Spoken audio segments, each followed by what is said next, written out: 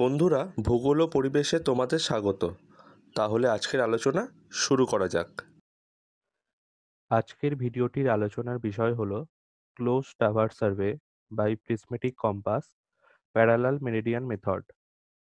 আজকের ভিডিওটির কিছু গুরুত্বপূর্ণ বৈশিষ্ট্য হলো প্রিজমেটিক কম্পাসের বিভিন্ন উপাদান সম্পর্কে আজকে জানব, কিভাবে প্রিজমেটিক কম্পাস সেট এবং লেভেলিং করতে হয় তা সম্পর্কে জানব, ফিল্ডে কিভাবে ডেটা কালেক্ট করতে হয় সেই সম্বন্ধে জানব, কিভাবে ক্যালকুলেশন করতে হয় তা শিখব, কিভাবে ক্লোজ টাওয়ার্স অঙ্কন করতে হয় সেই সম্পর্কে জানব, কিভাবে অ্যাঙ্গেলস নির্ণয় করতে হয় তা জানব, কিভাবে এরিয়া নির্ণয় করতে হয় তা জানব, কিভাবে এই মানচিত্রটির ইন্টারপ্রিটেশন লিখতে হয় সেই সম্পর্কে ধারণা জানব। প্রিজমেটিক কম্পাসের বিভিন্ন উপাদানগুলির মধ্যে উল্লেখযোগ্য হল graduated compass ring, prism cap, prism, adjustable mirror, horse hair, brake pin, side vane, hinged sunglass ইত্যাদি। এই সমস্ত উপাদানগুলি প্রিজমেটিক কম্পাসের খুবই গুরুত্বপূর্ণ উপাদান। এছাড়াও আরও অনেক কিছু উপাদান আছে, সেগুলো সম্পর্কে আমরা মোটামুটি সবাই জানি। প্রিজমেটিক কম্পাস সার্ভে করতে গেলে এই সমস্ত উপাদানগুলির নাম অবশ্যই জেনে রাখা প্রয়োজন। এবারে আমরা জানব কিভাবে প্রিজমেটিক কম্পাস সেট করতে হয়, প্রিজমেটিক কম্পাস সার্ভে করতে গেলে আমাদের কি কি ইনস্ট্রুমেন্টের প্রয়োজন হয়, প্রিজমেটিক কম্পাস কিভাবে লেভেলিং করতে হয় এবং প্রিজমেটিক কম্পাসের মাধ্যমে কিভাবে ডেটা কালেকশন করতে হয়, অর্থাৎ ম্যাগনেটিক বিয়ারিং কিভাবে রিডিং নিতে হয়। তাহলে দেখে নেওয়া যাক কিভাবে এই সমস্ত জিনিসগুলি করা যেতে পারে। এটি হচ্ছে প্রিজমেটিক কম্পাস। এর সাথে আমাদের একটি এরকম অগ্নি জেল পেন বা ইউজ অ্যান্ড থ্রো পেন লাগবে। পরবর্তীকালে আমি বুঝিয়ে দিচ্ছি যে কি কাজে লাগবে। এটি হচ্ছে বব। এর মাধ্যমে কোনো স্টেশনের ঠিক ওপরেই আমরা প্রিজমেটিক কম্পাসকে সেট করতে পারবো। এটি টেপ। এর মাধ্যমে কোনো স্টেশনের মধ্যে ডিস্টেন্স আমরা মেজারমেন্ট করে থাকি।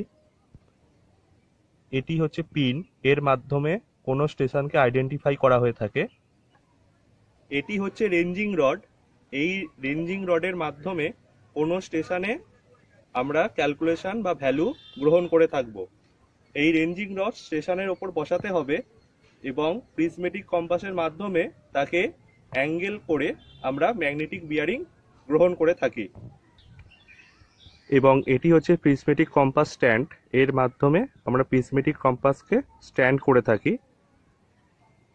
আমাদের প্রিজমেটিক কম্পাস করার আগে এই নবটি এরকমভাবে খুলে নিতে হবে এবং পরবর্তীকালে এই অংশটি আমাদের এরকমভাবে উপরে তুলে দিতে হবে। দেওয়ার পরে এই গ্লাসগুলোকে আমরা রোদ্দুরের ক্ষেত্রে ব্যবহার করে থাকি। যদি প্রয়োজন পড়ে তাহলে আমরা গ্লাসগুলোকে এরকম নামিয়ে দেবো, আর না হলে কিন্তু গ্লাসগুলোকে আমরা সরিয়ে দেবো। তারপরে প্রিজমেটিক কম্পাসের নিচের এই পোর্শনটা এর সাথে আমরা ঘুরিয়ে ঘুরিয়ে সেট করে দেব এইভাবে। পরবর্তীকালে আমাদের এরকমভাবে ওলন বা বব দিয়ে কোনো স্টেশনের ওপর পয়েন্ট হচ্ছে কিনা সেটি আমাদের দেখতে হবে। যদি পয়েন্ট না হয়ে থাকে তাহলে আমাদেরকে একটুখানি এই ট্রাইপডটা এদিক ওদিক ভাবে সরিয়ে আমাদের পয়েন্ট করতে হবে। এই রকম ভাবে প্রিজমেটিক কম্পাস সেট করার পরে আমরা একটা ইউজ অ্যান্ড থ্রো পেন নেব, নিয়ে এরকম ভাবে রেখে দেখব। যেমন পেনটি এদিকে গড়িয়ে চলে আসছে, তখন আমরা একটু লেভেলিং করে নেব। নেওয়ার পরে আবার পেনটি রেখে দেখব। এখন সম্পূর্ণরূপে প্রিজমেটিক কম্পাসটি লেভেলিং হয়ে গেছে। আমরা যদি এরকমভাবে ঘুরিয়ে ঘুরিয়ে দেখি তাহলে পেনটি একই জায়গায় স্টেবল হয়ে আছে, তার মানে প্রিজমেটিক কম্পাসটি সম্পূর্ণরূপে লেভেলিং হয়ে গেছে। প্রিজমেটিক কম্পাস সেট করার পরে এবং লেভেলিং করার পরে আমরা এই পয়েন্টের মধ্যে দিয়ে এই যে এখানে ফাঁকা অংশটি আছে, এই ফাঁকা অংশটির মধ্যে দিয়ে হর্স হেয়ার আছে, সেই হর্স হেয়ারকে একটি লাইনের মধ্যে আনার চেষ্টা করব। এবং দূরে কোথাও রেঞ্জিং রড ধরে আছে, সেই রেঞ্জিং রড, হর্স হেয়ার এবং এই ফাঁকা অংশটি তিনটে একই লাইন বরাবর আনবো। এনে এই গোল অংশটির মধ্যে দিয়ে আমরা নিচের যে স্কেলটি আছে সেই স্কেলটি মেজারমেন্ট করার চেষ্টা করব। এক্ষেত্রে ডিগ্রি এবং মিনিটে আমরা ম্যাগনেটিক বিয়ারিং গ্রহণ করে থাকি। আগেই বলেছিলাম প্রিজমেটিক কম্পাসের এই অংশটি, দূরে যে লাল ডটেড লাইন দেখা যাচ্ছে সেটাকে যদি আমরা রেঞ্জিং রড ধরে থাকি এবং হর্স হেয়ার তিনটে একই সরলরেখায় আনতে হবে। রেঞ্জিং রড, হর্স হেয়ার এবং কম্পাস রিং। এই রেঞ্জিং রড এবং হর্স হেয়ার কম্পাসের ঠিক যেই জায়গাটি স্পর্শ করছে, অর্থাৎ হর্স হেয়ারটি কম্পাস রিংয়ের যে ভ্যালুর উপর টাচ করার চেষ্টা করছে, সেই যে রিডিংটি, সেই রিডিংটিই হচ্ছে ম্যাগনেটিক বিয়ারিং। এক্ষেত্রে মনে হচ্ছে যেন হর্স হেয়ার 280 ডিগ্রিকে টাচ করার চেষ্টা করছে। সেই কারণের জন্য এক্ষেত্রে ম্যাগনেটিক বিয়ারিং হবে 280 ডিগ্রি 00 মিনিট। তাহলে আমরা কিভাবে রিডিং নিতে হয় সেই সম্বন্ধে সঠিকভাবে ধারণা পেয়েছি। এবার দেখে নেওয়া যাক ফিল্ডে গিয়ে কিভাবে আমাদের সার্ভে করতে হবে। ফিল্ডে যাওয়ার আগে আমাদের এরকম একটি জেনারেল টেবিল তৈরি করে নিতে হবে, যেখানে লাইন্স লেন্থ ইন মিটার, এখানে 8 মিটার করে লেন্থ ধরে নেওয়া হয়েছে। এক্ষেত্রে ইকুয়াল লেন্থের বদলে আনইকুয়াল লেন্থও পাওয়া যেতে পারে, কিন্তু এই চিত্রের ক্ষেত্রে আমি ইকুয়াল লেন্থ ব্যবহার করেছি। এছাড়া অবজার্ভ বিয়ারিং এর ফরওয়ার্ড বিয়ারিং এবং ব্যাকওয়ার্ড বিয়ারিং কলামটি ফাঁকা রাখতে হবে। রিমার্কসের ক্ষেত্রে আমরা যেহেতু ক্লক ওয়াইজ সার্ভে করছি, সেই জন্য এখানে ক্লক ওয়াইজ লিখব। যদি অ্যান্টি ক্লক ওয়াইজ সার্ভে হয়ে থাকে তাহলে অ্যান্টি ক্লক ওয়াইজ লিখে দেব। লেন্থের ক্ষেত্রে আরেকটি কথা বলি, এখানে আমরা লেন্থ আগে থেকেই জানি। যদি ফিল্ডে গিয়ে জানার প্রয়োজন পড়ে তাহলে আমরা টেপ দিয়ে মেজারমেন্ট করে নিতে সবাই পারবো। পরবর্তীকালে আমাদের একটি এরকম ক্লোজ সার্কিট দেওয়া হবে। সেই সার্কিটের এ পয়েন্টের ওপরে আমরা এরকম ভাবে ববের সাহায্যে অর্থাৎ ওলনের সাহায্যে প্রিজমেটিক কম্পাসকে সেট করব। সেট করার পরে বি পয়েন্টে রেঞ্জিং রড ধরতে বলবো এবং এ বি এর ফরওয়ার্ড বিয়ারিং নেব, যেটি এক্ষেত্রে 105 ডিগ্রি 30 মিনিট বেরিয়েছে। আবার একই জায়গায় ট্রাভার্স রেখে আমরা ডি পয়েন্টে রেঞ্জিং রড ধরতে বলবো এবং এ ডি এর ব্যাকওয়ার্ড বিয়ারিং নেব, এক্ষেত্রে 203 ডিগ্রি 30 মিনিট বেরিয়েছে। পরবর্তীকালে আমরা ট্রাভার্সটি বি পয়েন্টে নিয়ে আসব এবং ববের মাধ্যমে ঠিক বি পয়েন্টের ওপরেই ট্রাভার্সকে সেট করব এবং সি পয়েন্টের ওপরে রেঞ্জিং রড ধরতে বলবো এবং বি সি এর ফরওয়ার্ড বিয়ারিং নেব। এক্ষেত্রে ফরওয়ার্ড বিয়ারিং বেরিয়েছে 206 ডিগ্রি 00 মিনিট। ঠিক একইভাবে এ পয়েন্টের ওপর রেঞ্জিং রড ধরতে বলবো এবং এ বি এর ব্যাকওয়ার্ড বিয়ারিং নেব। এক্ষেত্রে কিন্তু প্রিজমেটিক কম্পাস ওই জায়গাতেই সেট থাকবে। এক্ষেত্রে ব্যাকওয়ার্ড বিয়ারিং বেরিয়েছে 287 ডিগ্রি 00 মিনিট। ঠিক একইভাবে আবার প্রিজমেটিক কম্পাসকে সি পয়েন্টের উপর সেট করব। সেট করার পরে আমরা সি ডি এর ফরওয়ার্ড বিয়ারিং নেব 299 ডিগ্রি 30 মিনিট এবং বি সি এর ব্যাকওয়ার্ড বিয়ারিং নেব 27 ডিগ্রি 00 মিনিট এবং একইভাবে ডি পয়েন্টের ওপর আমরা প্রিজমেটিক কম্পাসকে সেট করব। ডি এর ফরওয়ার্ড বিয়ারিং নেব 24 ডিগ্রি 30 মিনিট এবং সিডি এর ব্যাকওয়ার্ড বিয়ারিং নেব 124 ডিগ্রি 30 মিনিট। এই রকম ভাবে আমাদের ফিল্ডের সমস্ত কাজ কিন্তু কমপ্লিট হয়ে যাবে। পরবর্তীকালে দেখে নেওয়া যাক কিভাবে আমাদের ক্যালকুলেশন টেবিল তৈরি করতে হবে। এক্ষেত্রে আমাদের হেডিং দিতে হবে field book close traverse survey by prismatic compass parallel meridian method. এছাড়াও roll number, registration number, instrument number এবং ডেট, টাইম, প্লেস তোমরা দিয়ে দিও। এবং যদি শর্ট ফর্ম ইউজ করা হয় তাহলে সেটি অবশ্যই লিখে দিও। পরবর্তীকালে আমরা এরকম একটি টেবিল করব, যেখানে অ্যাকর্ডিং টু ডিস্টেন্স 1 সেমি রিপ্রেজেন্টেড 1 মিটার ধরে নেওয়া হয়েছে। এছাড়া লাইন্স, ডিস্টেন্স এবং অবজার্ভড বিয়ারিং এর ফরওয়ার্ড বিয়ারিং এবং ব্যাকওয়ার্ড বিয়ারিং আমরা ফিল্ড থেকে কালেক্ট করেছি। পরবর্তীকালে আমাদের ডিফারেন্স বার করতে হবে। ডিফারেন্স বার করার সূত্র হচ্ছে D equal to forward bearing difference backward bearing. অর্থাৎ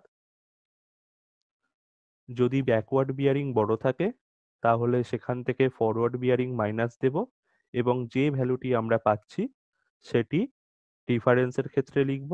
অথবা যদি ফরওয়ার্ড বিয়ারিং বড় থাকে তাহলে সেখান থেকে আমরা ব্যাকওয়ার্ড বিয়ারিং মাইনাস দেব এবং যে ভ্যালুটি পাচ্ছি সেটি ডিফারেন্সের ক্ষেত্রে লিখব। এক্ষেত্রে 287 degree 00 minute minus 105 degree 30 minute আমরা করেছি। করে অ্যান্সার পেয়েছি 181 ডিগ্রি 30 মিনিট। সেটা আমরা কিন্তু ডিফারেন্সের ক্ষেত্রে লিখে দিয়েছি। ঠিক এইভাবে আমরা অন্যান্য যে সমস্ত লাইন্সগুলো আছে সেগুলোর ডিফারেন্স নির্ণয় করে ফেলবো। পরবর্তীকালে আমাদের ইরর বার করতে হবে।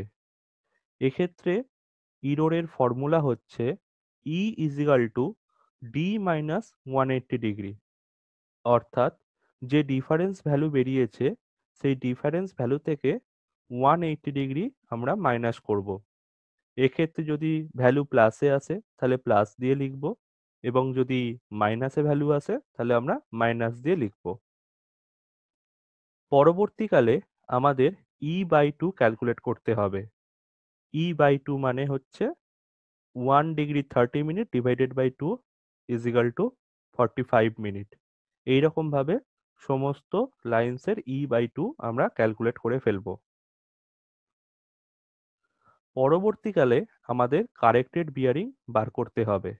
এক্ষেত্রে কারেক্টেড বিয়ারিং এর ফরওয়ার্ড বিয়ারিং এবং ব্যাকওয়ার্ড বিয়ারিং নির্ণয় করতে হবে। একটু নোটটা পড়ে নেওয়া যাক।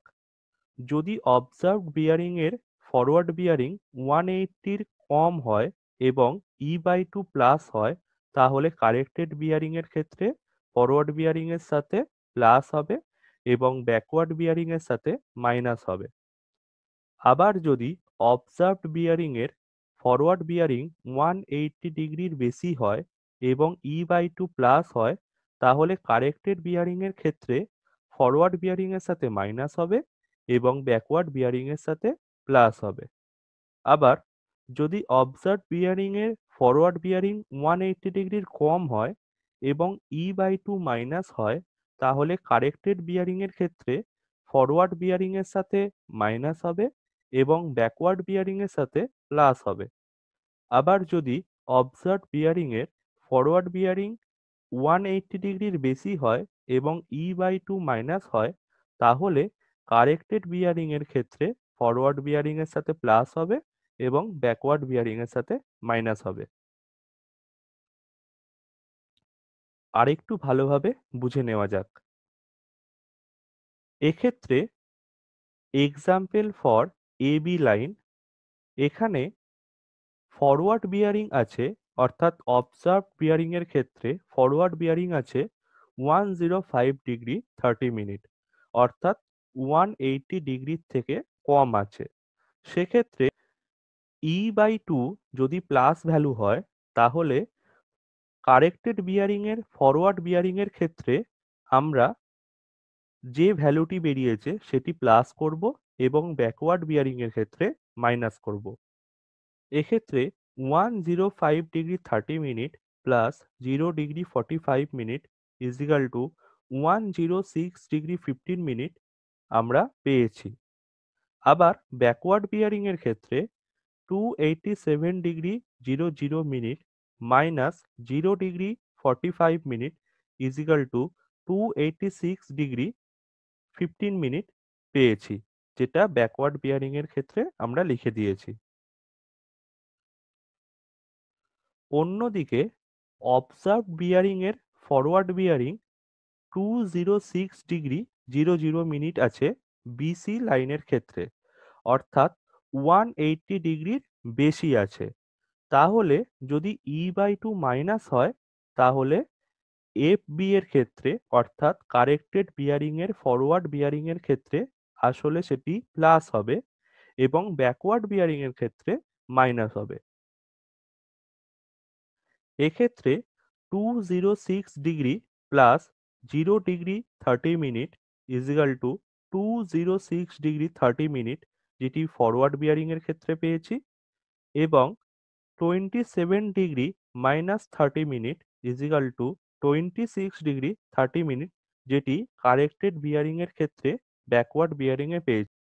ঠিক এই রকম ভাবে অন্যান্য যে সমস্ত লাইন্সগুলি আছে তার কারেক্টেড বিয়ারিং আমরা বার করে ফেলবো। এবার দেখে নেওয়া যাক অঙ্কন প্রক্রিয়াটি। আমরা যেহেতু স্কেল ধরেছি 1 সেমি রিপ্রেজেন্টেড 1 মিটার, সেহেতু আমরা এই স্কেলটি মেনটেন করব। এক্ষেত্রে সবার প্রথমে নর্থ লাইন একটি টানতে হবে। এই নর্থ লাইনের সাপেক্ষে আমরা প্রোটেক্টরকে বসাবো এবং প্রোটেক্টর বসিয়ে যে ভ্যালু আছে অর্থাৎ কারেক্টেড বিয়ারিং এর যে ফরওয়ার্ড বিয়ারিং গুলো আমরা পেয়েছি সেই ফরওয়ার্ড বিয়ারিং অনুপাতে আমরা লাইন্সগুলি টেনে নেব। পরবর্তীকালে আবার যে পয়েন্ট শেষ হচ্ছে সেই পয়েন্টের ওপরে আবার নর্থ লাইন টানবো এবং প্রোটেক্টর বসাবো। নেক্সট যে বিসি লাইন আছে সেই বিসি লাইন আমরা টেনে নেব এবং এই রকম ভাবে আমরা আবার নর্থ লাইন বসাবো এবং তার রেসপেক্টে প্রোটেক্টর বসিয়ে আবার সিডি লাইন টেনে নেব এবং পরবর্তীকালে ডি পয়েন্টের ওপরে আবার নর্থ লাইন টানবো এবং তার ওপর প্রোটেক্টর বসিয়ে নির্দিষ্ট যে বিয়ারিং আমরা পেয়েছি সেই বিয়ারিং অনুপাতে আমরা ডি এ ড্যাশ এরকম ভাবে লাইন টেনে দেব। এক্ষেত্রে আমরা যখন ফিল্ডে কাজ করেছি তখন কিন্তু এই রকম ভাবে লাইনটি বেরিয়ে যায়নি। যেহেতু প্রিজমেটিক কম্পাসের মধ্যে ম্যাগনেট আছে সেই জন্য আশেপাশে যদি কোনো বিল্ডিং থেকে থাকে বা লোহা থেকে থাকে তাহলে ইরোর আসে।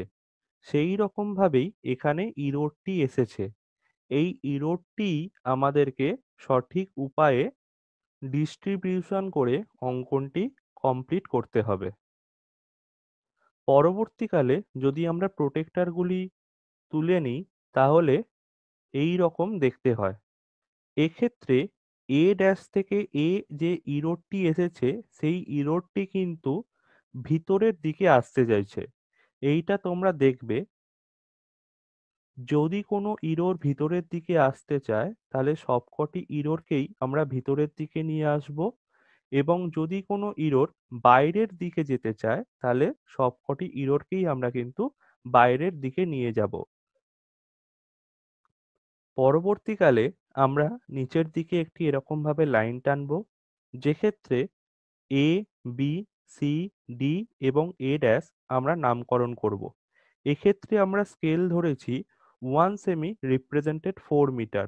তোমরা চাইলে আলাদা স্কেলও ধরতে পারো অথবা 1 সেমি রিপ্রেজেন্টেড 1 মিটারও রাখতে পারো। পরবর্তীকালে যে ইরোডটি আছে সেই ইরোডটি আমরা এ ড্যাশের ওপরে এরকম ভাবে টেনে দেব এবং এ থেকে এই ইরোরের মাথা পর্যন্ত আমরা লাইনটি এরকম ভাবে জুড়ে দেব। এবং পরবর্তীকালে বি সি ডি পয়েন্ট থেকে এই রকম ভাবে আমরা লাইনগুলোকে জুড়ে দেব এবং তারপরে প্রত্যেকটি স্টেশনের নাম দিয়ে দেব এবং এই যে ছোট্ট ইমেজটি আছে সেই ইমেজটিকে একটি বক্স এবং তার একটি হেডিং দেবো। এই হেডিংটি হবে adjustment of closing error by Bowditch method. এক্ষেত্রে আমরা বাউডিচ মেথডের মাধ্যমে এই যে ইররটি বেরিয়েছে এই ইররটিকে প্রত্যেকটি স্টেশনে আমরা সমানভাবে ডিস্ট্রিবিউশন করে দেব। এই এ ড্যাশ থেকে এ যে ইররটি বেরিয়েছে সেই ইররটিকে আমরা বাউডিচ মেথডের মাধ্যমে বি থেকে বি ড্যাশ, সি থেকে সি ড্যাশ এবং ডি থেকে ডি ড্যাশ এই রকম ভাবে ইকুয়ালি ডিস্ট্রিবিউট করে দিলাম। এক্ষেত্রে আমরা ডি থেকে ডি ড্যাশ বলতে এই লাইনটিকে বুঝিয়েছি, সি থেকে সি ড্যাশ বলতে এই লাইনটিকে বুঝিয়েছি এবং বি থেকে বি ড্যাশ বলতে এই লাইনটিকে বুঝিয়েছি। এক্ষেত্রে এ ড্যাশ থেকে এ এই লাইনটির মাধ্যমে আমরা সেট স্কয়ার বসিয়ে প্রত্যেকটি স্টেশনে প্যারালাল করে আমরা এই লাইনটি টেনেছি এবং পরবর্তীকালে এই মানগুলোকে তার মধ্যে প্লট করে বাদবাকি যে লাইনগুলি আছে সেই লাইনগুলোকে রবার দিয়ে মুছে দেব। পরবর্তীকালে এ থেকে বি ড্যাশ, বি ড্যাশ থেকে সি ড্যাশ, সি ড্যাশ থেকে ডি ড্যাশ এবং ডি ড্যাশ থেকে পুনরায় এ তে আমরা লাইনগুলি যোগ করে দেব।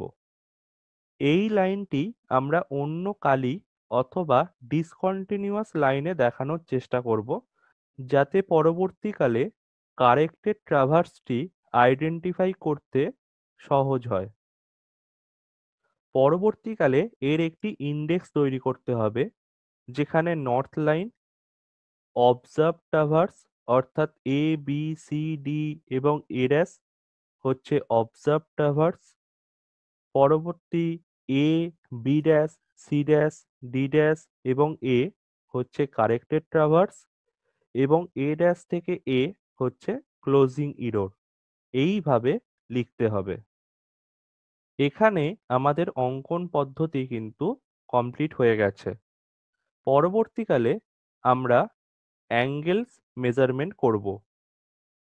এক্ষেত্রে interior angle of BAD forward bearing of AB is 106 degree 15 minute and backward bearing of DA is 204 degree. Then angle BAD equal to backward bearing of DA minus forward bearing of AB অর্থাৎ 204 degree minus 106 degree 15 minute অর্থাৎ 97 degree 45 minute, যেটা আমরা angle DAB এর ক্ষেত্রে লিখে দিয়েছি এবং exterior angle of BAD 360 degree minus interior angle equal to 360 degree minus 97 degree 45 minute, যেখানে উত্তর বেরোচ্ছে 262 ডিগ্রি 15 মিনিট। এই এক্সটেরিয়র অ্যাঙ্গেলের ফর্মুলা কিন্তু সব ক্ষেত্রে একই হয়। পরবর্তীকালে interior angle of ABC equal to forward bearing of BC is 206 degree 30 minute এবং backward bearing of AB is 286 degree 15 minute. Then angle BAD equal to backward bearing of BA minus forward bearing of BC. এক্ষেত্রে 286 degree 15 minute minus 206 degree 30 minute, উত্তর বেরিয়েছে 79 degree 45 minute, যেটি A B C অ্যাঙ্গেলের ক্ষেত্রে আমরা লিখে দিয়েছি। এক্ষেত্রে exterior অ্যাঙ্গেলের answer বেরিয়েছে 280 ডিগ্রি 15 মিনিট। পরবর্তীকালে interior angle of BCD forward bearing of CD is 302 degree এবং backward bearing of BC is 26 degree 30 minute. Then angle BCD equal to backward bearing of BC plus 36 degree minus forward bearing of CD. এক্ষেত্রে 26°30' plus 360° - 302°00' উত্তর বেরিয়েছে 84°30'। এবং exterior অ্যাঙ্গেলের উত্তর বেরিয়েছে 275°30'। এক্ষেত্রে angle BCD এর ক্ষেত্রে আমরা 84°30' লিখে দিয়েছি। এক্ষেত্রে একটি ছোট ট্রিক্সের কথা বলে দিই। যদি কোনো অ্যাঙ্গেল এইরকমভাবে নর্থ লাইনকে ক্রস করে তাহলে আমরা এই রকম ফর্মুলা ব্যবহার করে থাকি, এবং যদি অ্যাঙ্গেল এইরকমভাবে নর্থ লাইনকে ক্রস না করে, বা এই ক্ষেত্রে নর্থ লাইনকে ক্রস করেনি, বা এই ক্ষেত্রেও নর্থ লাইনকে ক্রস করেনি, তাহলে আমরা আগে যে সমস্ত ফর্মুলাগুলো ব্যবহার করছিলাম সেরকমভাবে কিন্তু আমরা ক্যালকুলেট করে অ্যান্সারগুলো পাবো।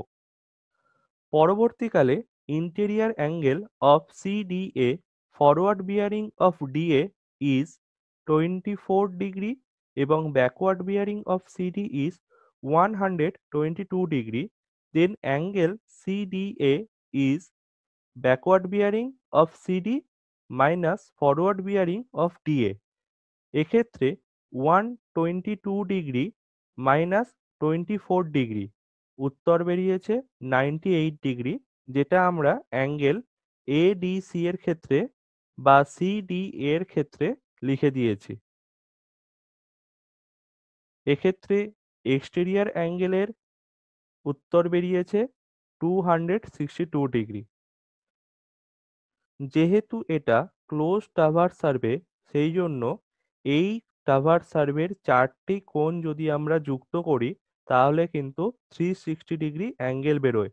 যদি 360° অ্যাঙ্গেলটি বেরিয়ে যায় তাহলে আমাদের জানতে হবে যে কারেক্টেড বিয়ারিং কিন্তু সঠিকভাবে ক্যালকুলেশন হয়েছে।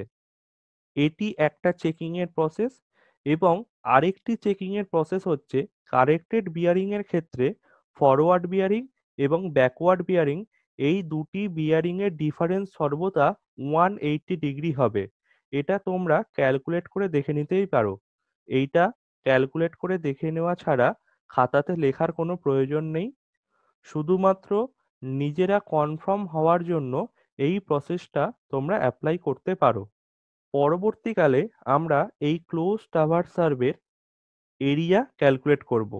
এক্ষেত্রে এরিয়া মেজারমেন্টের ফর্মুলা হচ্ছে, যদি চারটে বাহুই সমান থাকে তাহলে আমরা কি করব, বাহু স্কয়ার করে দেব, তাহলে আমাদের ক্ষেত্রফল বেরিয়ে যাবে। যেহেতু এই ক্লোজ টাওয়ার সার্ভেটির চারটে বাহুর দৈর্ঘ্যই সমান অর্থাৎ 8 মিটার করে, তাহলে এক্ষেত্রে বাহুর স্কয়ার করে আমরা ক্ষেত্রফল পেয়ে যেতে পারি। অর্থাৎ এক্ষেত্রে ক্ষেত্রফল হচ্ছে 64 স্কয়ার মিটার। যদি কোনো ক্লোজ টাওয়ার সার্ভের চারটি বাহুর দৈর্ঘ্যই সমান না হয় তাহলে সেক্ষেত্রে যে সমস্ত ফর্মুলাগুলো অ্যাপ্লাই করতে হয় সেটা একটু দেখে নেওয়া যাক। ধরে নেওয়া যাক এক্ষেত্রে এ বি সমান 8 মিটার, বি সি সমান 9 মিটার, সি ডি সমান 10 মিটার, ডি এ সমান 8 মিটার এবং এ সি অর্থাৎ অতিভুজ এর মান হলো 14 মিটার। তাহলে এক্ষেত্রে দুটি ত্রিভুজের এরিয়া যদি আমরা যোগ করে দিই তাহলে টোটাল যে ক্লোজ টাওয়ার সার্ভেটি হবে সেই ক্লোজ টাওয়ার সার্ভের টোটাল এরিয়া আমরা সহজেই ক্যালকুলেট করতে পারবো। এক্ষেত্রে ত্রিভুজ ABC is equal to root over S, S minus AB, S minus BC এবং এস মাইনাস এসি। অর্থাৎ এস মানে হচ্ছে সেমি পেরিমিটার। এই এস বার করার সূত্র হচ্ছে 1/2 ব্র্যাকেটের মধ্যে AB plus BC plus AC, অর্থাৎ 1/2 ব্র্যাকেটের মধ্যে 8 প্লাস 9 প্লাস 14 মিটার, অর্থাৎ 1/2 31 মিটার, এবং যদি 31কে 2 দিয়ে ডিভাইড করি তাহলে বেরোয় 15.5 মিটার, যেটি হচ্ছে এস। পরবর্তীকালে এস এবং এবি, বিসি এবং এসির ভ্যালু আমরা বসিয়ে যখন সেটিকে আমরা ক্যালকুলেট করব সেক্ষেত্রে আমরা উত্তর পেলাম 33.66 মিটার স্কয়ার। এক্ষেত্রে তোমরা ক্যালকুলেটরের মধ্যে root bracket 15.5 bracket 15.5 minus 8 bracket close, আবার ব্র্যাকেট 15.5 মাইনাস 9 ব্র্যাকেট ক্লোজ, আবার ব্র্যাকেট 15.5 মাইনাস 14 ব্র্যাকেট ক্লোজ দিয়ে ইজিক্যাল টু দিয়ে তোমরা অ্যান্সার পেয়ে যাবে। এক্ষেত্রে অ্যান্সার বেরিয়েছে 33.66 মিটার স্কোয়ার। পরবর্তীকালে এরিয়া অফ এডিসি এর ক্ষেত্রে একইভাবে আমরা 39.19 মিটার স্কোয়ার এরিয়া পেয়ে গেছি। তাহলে টোটাল এরিয়া হলো area of ABC plus area of ADC, অর্থাৎ 33.66 plus 39.19 metre square equal to 72.85 metre square. অর্থাৎ এক্ষেত্রে আমরা এই প্রসেসের মাধ্যমে কোনো ক্লোজ টাওয়ার সার্ভের এরিয়া ক্যালকুলেট করতে পারি। কোনো ক্লোজ টাওয়ার সার্ভের ক্ষেত্রে আমরা যদি ইন্টারপ্রিটেশন লিখতে যাই তাহলে সেক্ষেত্রে আমরা ফরওয়ার্ড বিয়ারিং কোথায় বেশি পেয়েছি, ফরওয়ার্ড বিয়ারিং কোথায় আমরা কম পেয়েছি, অথবা ব্যাকওয়ার্ড বিয়ারিং কোথায় আমরা বেশি পেয়েছি, অথবা ব্যাকওয়ার্ড বিয়ারিং কোথায় আমরা কম পেয়েছি, ঠিক একইভাবে কারেক্টেড বিয়ারিং এর ক্ষেত্রেও তাই লিখব, এবং ইরোর কত পেয়েছি অথবা ইরোর প্রত্যেকটি পয়েন্টের ক্ষেত্রে কত করে করে হয়েছে, এবং যদি আমরা কোনো ইনক্লুডেড অ্যাঙ্গেল অর্থাৎ ইন্টেরিয়র অ্যাঙ্গেল বা এক্সটেরিয়র অ্যাঙ্গেল নির্ণয় করে থাকি তাহলে সেক্ষেত্রে আমরা সেই অ্যাঙ্গেলগুলো লিখব, অথবা আমরা যদি এই রকমভাবে এরিয়া মেজারমেন্ট করে থাকি তাহলে আমরা সেই এরিয়াটি লিখব, এবং যদি প্রয়োজন পড়ে তাহলে আমরা কিভাবে ফিল্ডে গিয়ে সার্ভে করেছি, ডেটা কালেক্ট করেছি, সেই সমস্ত জিনিসগুলোও কিন্তু ইন্টারপ্রিটেশনের ক্ষেত্রে লেখা যেতে পারে। এছাড়াও এই ক্লোজ টাওয়ার সার্ভেটির স্কেল আমরা কত ধরেছি এবং বাউডিজ মেথডের ক্ষেত্রে আমরা স্কেল কত ধরেছি, এই সমস্ত বিষয়গুলিও কিন্তু ইন্টারপ্রিটেশনে লেখা যেতে পারে। আশা করছি এই ছোট্ট ভিডিওটির মাধ্যমে আমি ক্লোজ টাওয়ার সম্বন্ধীয় নানান বিষয়গুলি বোঝাতে পেরেছি। Thank you so much. বন্ধুরা, আরও এরকম ইন্টারেস্টিং ভিডিও পেতে ভূগোল ও পরিবেশ চ্যানেলটিকে সাবস্ক্রাইব করো, শেয়ার করো এবং লাইক করো। Thank you. Visit again.